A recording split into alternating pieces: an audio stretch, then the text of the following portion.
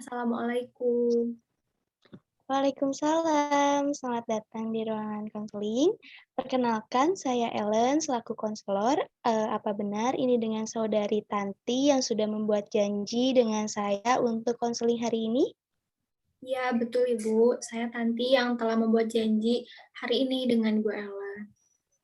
Baik, terima kasih Tanti sudah hadir untuk memenuhi janji temu konseling kita pada hari ini. Di sini saya sebagai konselor yang akan membantu Tanti untuk mencari solusi dari permasalahan yang sedang Tanti hadapi. Ya Ibu, makasih juga. Ya, sebelum memulai konseling pada hari ini, saya memberitahukan terlebih dahulu ya, untuk waktu konseling kita sekitar 45 sampai 60 menit. Dan jika tujuan konseling kita belum tercapai, namun waktu konseling telah berakhir, kita dapat menjadwalkan untuk pertemuan selanjutnya. Ya Ibu, saya mengerti. Terima kasih telah mempercayai saya untuk membantu menyelesaikan permasalahan yang sedang Tanti hadapi. Dalam proses konseling ini, asas kerahasiaan akan saya jaga sehingga Tanti tidak perlu khawatir karena cerita Tanti akan menjadi rahasia kita berdua saja. Baik Bu. Ya, silakan Tanti boleh mulai bercerita agar kita dapat menentukan tujuan dari konseling ini. Ya Ibu, terima kasih juga ya. Jadi ceritanya tuh begini Bu, aku tuh udah ngecewain banyak orang gitu, terutama keluarga aku semenjak aku memutuskan untuk tidak lanjut kuliah. Mereka itu selalu memandang bahwa keputusan yang aku ambil itu sangat disayangkan gitu. Jadi mereka tuh sering mojokin aku, membandingin aku sama kakak aku. Mereka juga nunjukin kalau misalkan sikap-sikap mereka itu teh kecewa gitu sama aku. Baik, saya mengerti apa yang sedang Tanti rasakan. Bolehkah maksud? Iya, Bu, boleh. Jadi mereka itu tuh ibu, kakak, adik, sama tante. Baik, jadi mereka yang Tanti maksud itu adalah keluarga terdekat Tanti. Nah, lalu bagaimana dengan ayah? Ya, Ibu betul sekali, tapi ayah saya sudah meninggal, Bu. Mohon maaf ya Tanti, Ibu tidak bermaksud menyinggung dan membuat Tanti teringat akan almarhum ayah Tanti. Nah, kalau begitu, bolehkah Ibu tahu sikap-sikap seperti apa dari setiap anggota keluarga yang membuat Tanti merasa sedang dipojokkan karena keputusan yang sudah Tanti buat itu? Iya, Ibu. Jadi aku ini kan ngerasa terpojokin gitu sama sikapnya, terutama sikap tante aku gitu yang selalu ngasih pengaruh buruk ke ibu gitu, ke ibu aku gitu. Jadi ibu aku tuh jadi sering ngebandingin aku sama kakak. Kakak kan ngelanjutin pendidikannya ke perguruan tinggi, sementara aku milih berhenti gitu. Jadi ibu tuh selalu mengeluhkan keputusan aku kepada tante gitu. Jadi tantenya tuh sering melontarkan kata-kata buruk gitu. Jadi akhirnya bikin aku sakit hati gitu kan. Kakak aku juga nggak pernah ngebela aku. Seakan-akan dia tuh ikut membenarkan perlakuan dari ibu dan tante gitu. Adik aku juga malah ikut ngebandingin aku sama kakak. Dia tuh nanya, kenapa sih kakak nggak kayak kakak pertama? Jadi kan kayak gitu, Bu, nggak enak. Iya, baik. Ibu sangat mengerti dan memahami perasaan Tanti. Dan setelah mendengar cerita Tanti barusan, mungkin selanjutnya kita dapat merumuskan tujuan konseling kita ya. Mungkin tujuan utama konseling ini adalah mengubah pemikiran irasional Tanti menjadi pemikiran yang rasional dan memberikan pemahaman kepada keluarga Tanti akan sikap-sikap yang tidak seharusnya ditunjukkan sebagai keluarga. Nah, untuk pendekatan konseling ini, kita akan menggunakan pendekatan rasional emotif terapi dengan 3 teknik ya. Yang pertama teknik kognitif untuk mengubah cara berpikir Tanti. Yang kedua teknik emotif untuk mengubah emosi Tanti. Dan yang ketiga teknik behavioristik untuk memodifikasi perilaku negatif Tanti dengan cara mengubah akar-akar keyakinan.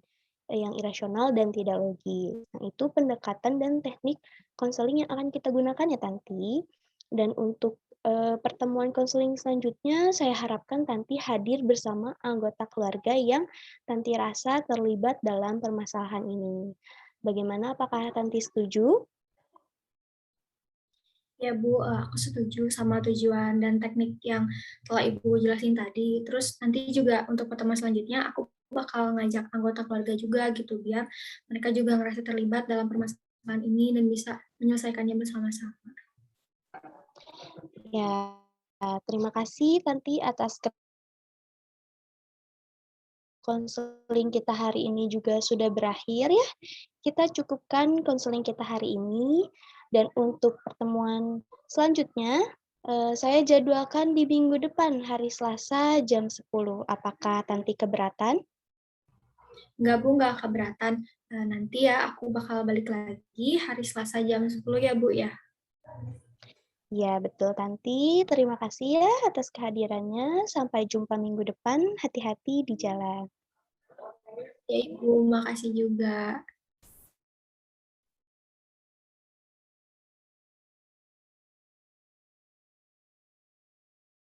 Assalamualaikum. Assalamualaikum warahmatullahi wabarakatuh. Waalaikumsalam. Ya Selamat Ibu, datang. makasih Ibu. Jadi ini aku tadi yang minggu lalu udah konseling sama Ibu. Ya. Tanti hari ini keluarga betul? Iya, betul Ibu. Baik, terima kasih kepada Tanti dan keluarga karena sudah bersedia untuk hadir di pertemuan kita kali ini.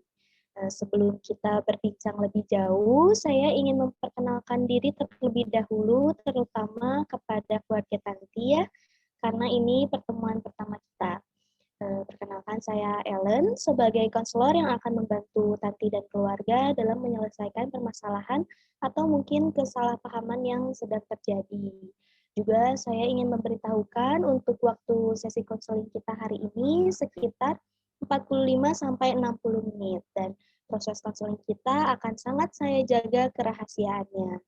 Dan minggu lalu saya juga sudah bersepakat dengan Tanti bahwa untuk pendekatan konseling kita akan menggunakan pendekatan rasional emotif terapi dengan 3 teknik. Yang pertama teknik kognitif untuk mengubah cara berpikir, yang kedua teknik emotif untuk mengubah emosi, dan yang ketiga teknik behavioristik untuk memodifikasi perilaku negatif.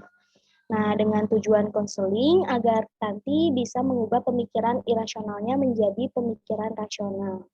Nah, baik, sebelum kita mulai, bolehkah setiap anggota keluarganya memperkenalkan diri terlebih dahulu? Baik, terima kasih Bu. Mungkin saya terlebih dahulu perkenalkan saya Nur. Di sini saya ibunya Tanti. Ibu Nur ya, salam kenal ibunya Tanti. Ya Bu, saya tantenya Tanti, yang berarti saya adiknya dari ibunya Tanti. Saya Najmi. Iya, tantenya Tanti, Ibu Najmi, salam kenal Ibu Najmi. Ibu, aku mau perkenalan ya. Aku Rahma, Bu, adiknya Kak Tanti. Halo Rahma, lucu sekali ya adiknya Tanti. Salam kenal juga untuk Dek Rahma ya. Halo Bu, perkenalkan nama saya Bia, ibu kakaknya Tanti. Salam kenal Bu. Ya, kakaknya Tanti, salam kenal juga ya. Baik, semua anggota keluarga sudah memperkenalkan diri ya. Terima kasih atas kesediaannya. Sebelum kita memulai sesi konseling, apakah ada pertanyaan terlebih dahulu? Kita mau ngapain ya, Bu, datang ke sini? Iya, begini Dek Rahma. Minggu lalu, kakak Tanti datang menemui ibu untuk meminta bantuan mengenai permasalahan yang sedang kakak Tanti alami. Nah, kebetulan permasalahan yang Kak Tanti alami itu berhubungan dengan anggota keluarganya.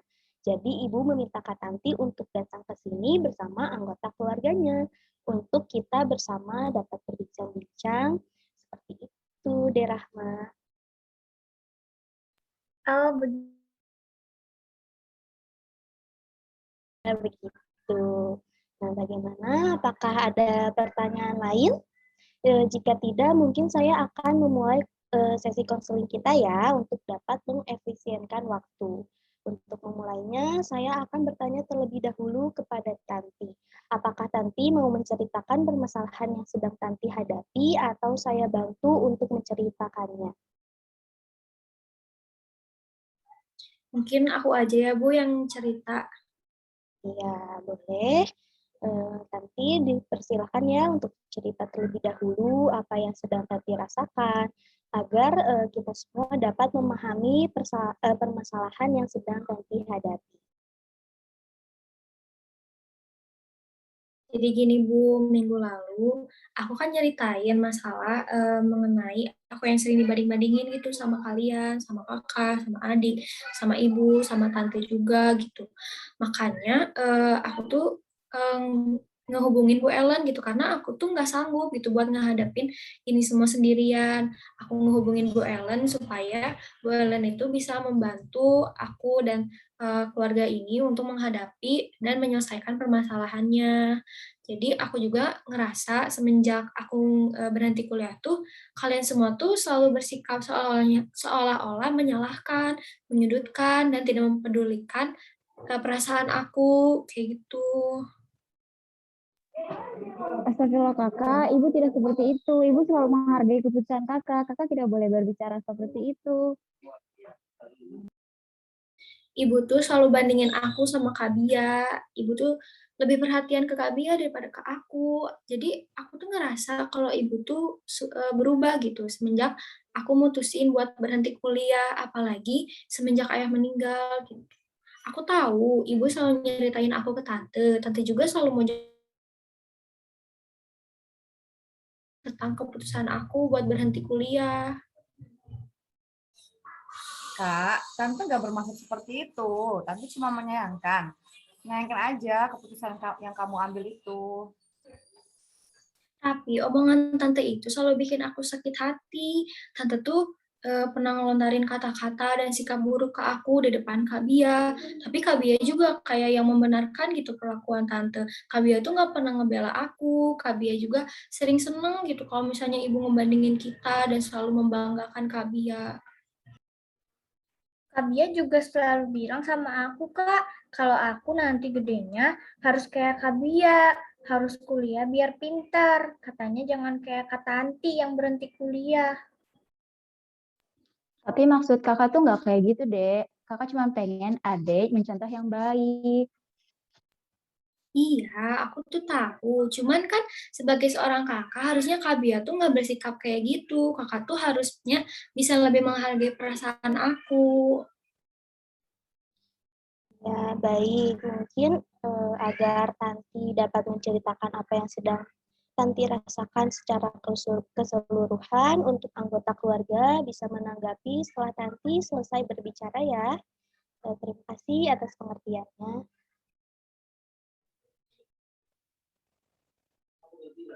Hmm. Ya, Bu Ellen, makasih ya udah ngasih aku kesempatan. Jadi intinya tuh aku tuh ngerasa dapat perlakuan yang sangat berbeda gitu dari keluarga aku. Setelah aku mutusin buat berhenti kuliah, mulai dari perlakuan ibu aku yang selalu membandingkan aku sama Kak Bia. Tante juga selalu melontarkan kata-kata yang nyakitin gitu. Misalnya ya, tante tuh pernah bilang, kamu tuh harusnya kayak Kak Bia, bisa membanggakan keluarga, bukannya malah berhenti kuliah. Orang lain susah buat masuk kuliah, tapi kamu malah berhenti kuliah.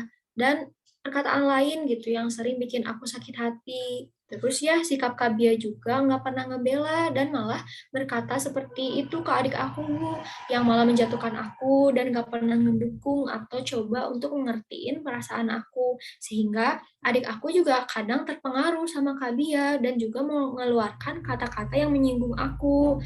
Jadi semua perlakuan buruk yang aku dapat dari keluarga aku tuh bikin aku jadi ngerasa aku tuh orang yang sangat mengecewain gitu. Aku tuh orang yang nyusahin dan gak pernah membanggakan.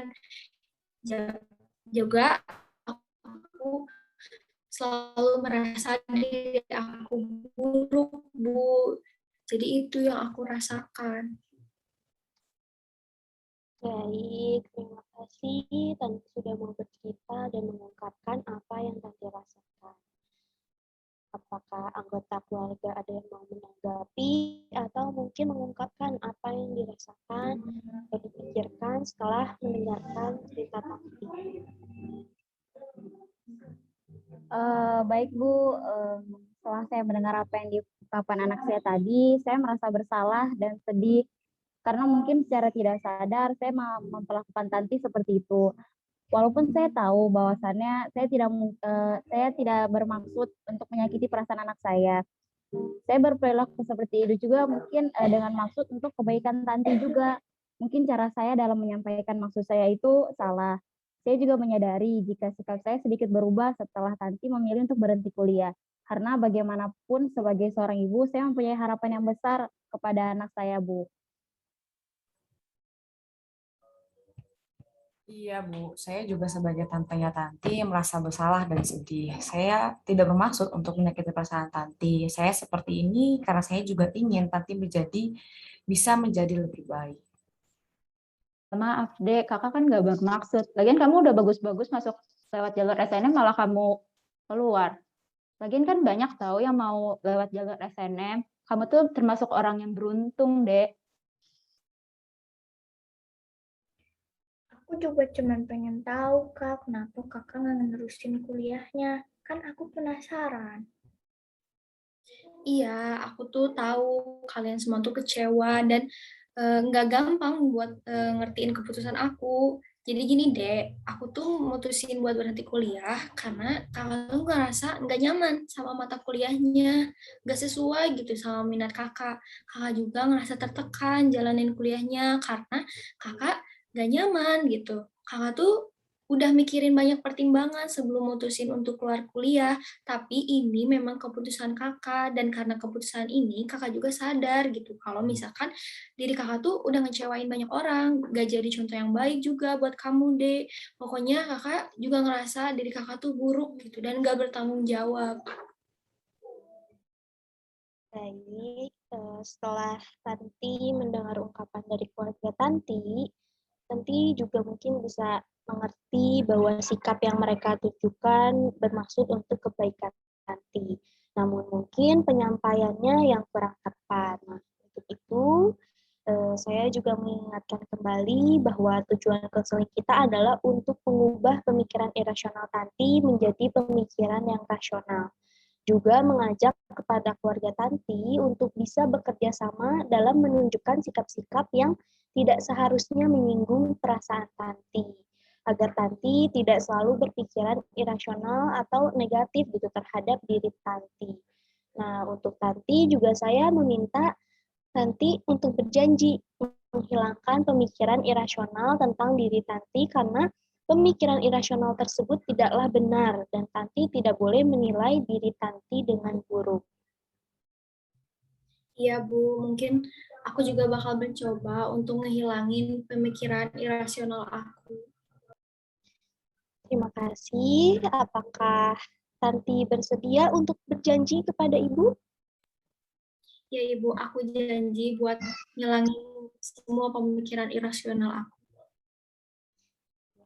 Luar biasa sekali, Tanti. Terima kasih sudah mau berjanji dan Ibu harap Tanti bisa menepati janji Tanti ya. Dan untuk pertemuan kali ini akan saya cukupkan mengingat waktu konseling kita juga sudah habis. Namun sebelumnya saya akan memberikan tugas untuk Tanti dan keluarga. Dan untuk keluarga, saya minta keluarga Tanti mampu mengubah sikap buruk terhadap Tanti. Yang tadi sudah Tanti sebutkan, yang dapat menyinggung perasaannya. Saya harap keluarga juga dapat membantu Tanti untuk menghilangkan pemikiran irasionalnya dengan memberikan dukungan, juga perlakuan yang tidak membuat Tanti semakin berpikiran yang irasional. Tanti dapat membiasakan diri untuk selalu berpikiran positif terhadap diri Tanti dan merespon dengan baik perubahan sikap yang nanti akan ditunjukkan oleh keluarga Tanti.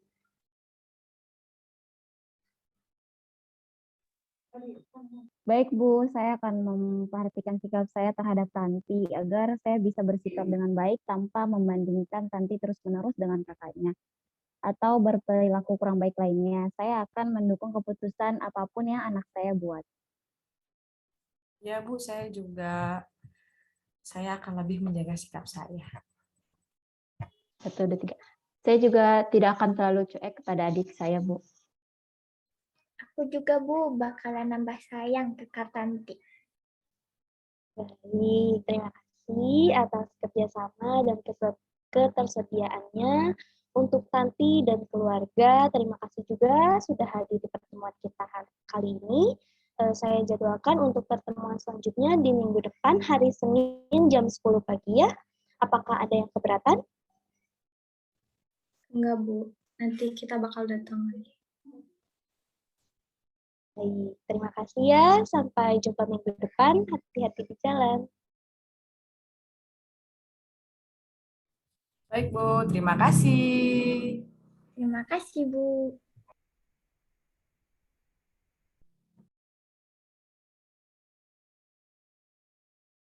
Selamat datang, Tanti dan keluarga. Bagaimana kabarnya hari ini? Sepertinya semua dalam suasana hati yang baik ya. Dilihat dari raut wajahnya yang sangat cerah. Ya Ibu, Alhamdulillah kabar aku baik dan suasana hati aku juga baik banget. Iya, Alhamdulillah Bu.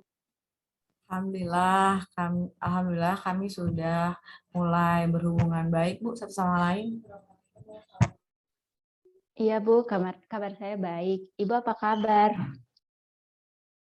Hai, Bu. Aku juga, Bu. Suasana hati aku lagi baik. Alhamdulillah, kabar Ibu juga baik. Syukur kalau seperti itu ya, Ibu pun merasa ikut bergembira melihat suasana hati Tanti dan keluarga dalam keadaan baik. Mungkin kita mulai ya untuk waktu konseling kita kali ini juga sama seperti pertemuan sebelumnya, sekitar 45 sampai 60 menit. Seperti yang sudah kita bahas dalam pertemuan sebelumnya, saya sudah memberikan tugas ya untuk Tanti dan keluarga. Pertama, saya ingin bertanya kepada Tanti terlebih dahulu. Bagaimana dengan janji yang sudah Tanti buat dengan saya? Apakah Tanti menepati janji untuk tidak selalu berpikiran irasional? Ya Ibu, Alhamdulillah aku udah nepatin janji dan semenjak aku udah janji sama Ibu, aku tuh berusaha banget buat nggak berpikiran irasional lagi. Hebat sekali, Tanti. Terima kasih ya, Tanti sudah mau berusaha dan menepati janji. Lalu bagaimana dengan keluarga Tanti? Apakah ada yang mau bercerita mengenai perubahan sikap apa saja yang telah dilakukan sesuai dengan tugas yang sudah diberikan minggu lalu? Mungkin kalau dari saya Bu, saya sudah berusaha membangun komunikasi dengan membandingkan Tanti dengan kakaknya dan bersikap seperti biasa lagi tanpa berpikiran atau membahas masalah Tanti yang lebih memilih untuk berhenti kuliah. Iya Bu, saya juga menjaga sikap dan perkataan saya. Saya berusaha menyaring perkataan saya agar tidak menyakiti perasaan Tanti atau menyinggung. Saya juga memilih tidak terlalu ikut campur lagi dengan keluarga adik saya dan menghargai keputusan Tanti. Saya juga, Bu, saya lebih peduli dengan keadaan adik saya. Saya juga berusaha untuk memahami perasaannya dan memberikan dukungan untuk adik saya, Tanti. Aku juga, Bu. Aku jadi nggak pernah beda-bedain kakak lagi. Pokoknya aku sayang kakak dua-duanya, Bu. Alhamdulillah ya, saya sangat senang dan sangat menghargai usaha Tanti juga keluarga untuk sama-sama membantu Tanti agar berhenti memiliki pemikiran yang irasional dan mendukung Tanti serta mampu memahami dan menerima kondisi ataupun keputusan yang Tanti buat. Dan itulah keluarga memang sudah seharusnya saling mengerti, memahami dan mendukung satu sama lain ya. Nah, sekarang saya ingin bertanya lagi kepada Tanti. Bagaimana perasaan Tanti saat ini? Apakah Tanti terkadang masih memiliki pemikiran yang irasional atau pandangan yang buruk terhadap diri Tanti sendiri? Enggak, Bu. Aku tuh udah ngerasa lebih baik dari sebelumnya. Dari perubahan sikap anggota keluarga aku tuh sadar bahwa mereka tuh memang sayang sama aku, peduli sama aku. Aku juga enggak ngerasa jadi orang yang ngecewain lagi, Bu. Aku ngerasa diri aku sangat berharga dan beruntung memiliki keluarga yang memang ternyata mampu memahami dan mendukung aku. Aku juga yakin meskipun aku berhenti kuliah, aku tetap mampu memberikan contoh yang baik untuk adik aku dan aku mampu untuk membuat keluarga aku bangga dengan cara aku sendiri nanti. Baik, Tanti, Ibu sangat senang mendengarnya. Nampaknya Tanti sudah jauh merasa lebih baik dan lebih percaya diri untuk melanjutkan apa yang Tanti ingin capai, seperti menjadi contoh yang baik untuk adik Tanti, menjadi kebanggaan keluarga, dan Tanti juga harus selalu berpikiran positif, selalu percaya terhadap diri Tanti. Juga nampaknya tujuan dari konseling kita tercapai ya, Alhamdulillah, dengan berubahnya pemikiran irasional Tanti menjadi pemikiran yang rasional. Dan saya rasa pertemuan kita hari ini akan menjadi pertemuan terakhir dalam sesi konseling kita. Saya sangat mengapresiasi atas usaha dan kerjasama Tanti juga keluarga untuk mencapai tujuan konseling kita ini. Terima kasih atas kehadiran Tanti dan keluarga. Saya harap semua selalu dalam keadaan dan suasana hati yang baik, juga selalu mau mendukung anggota keluarganya dalam kondisi apapun. Sekian pertemuan konseling kita hari ini. Terima kasih banyak. Wassalamualaikum warahmatullahi wabarakatuh. Sampai jumpa. Waalaikumsalam warahmatullahi wabarakatuh. Terima kasih banyak, Ibu. Terima kasih banyak, Bu.